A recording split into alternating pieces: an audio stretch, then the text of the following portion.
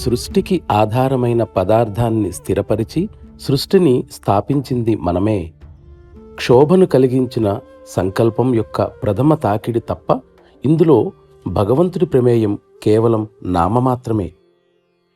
సృష్టిలో ఉన్న అన్ని వస్తువులకు అసలు మూలం సారం రూపంలో ఉన్న పదార్థం.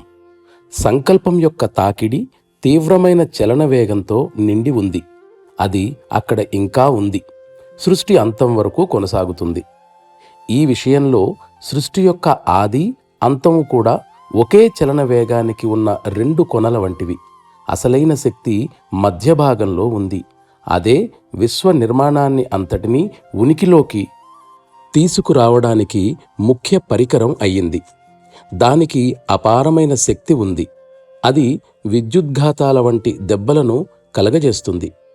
ఈ మధ్యభాగం కేంద్రంగా పనిచేస్తుంది. కొంచెం క్రిందుగా ప్రధాన క్రియాశీలక శక్తి ఉంది. అదే సృష్టికి కారణంగా పనిచేస్తుంది. అక్కడ ఇంకొక బిందువు కూడా ఉంది. అక్కడ చైతన్యదాయక శక్తి వంటిది ఏదో ఉంది. అది సరైన సమత్వ స్థితిలో ఉంది. కేంద్ర బిందువుకు పైకి వెడుతున్న కొద్దీ శక్తి మరింత తక్కువ అవుతుంది. మనం సత్తుకు మరింత దగ్గరగా ఉన్నామని ఇది సూచిస్తుంది.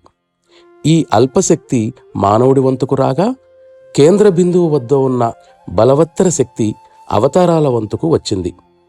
కేంద్ర బిందువు వద్దనున్న స్థితిలో అవతారాలు పూర్తిగా నింపబడి ఉంటాయి. శ్రీకృష్ణ పరమాత్మ కేంద్ర బిందువు యొక్క మండలం నుండి అవతరిస్తే శ్రీరామచంద్ర ప్రభువు ఆవలి వైపు నుండి అవతరించారు.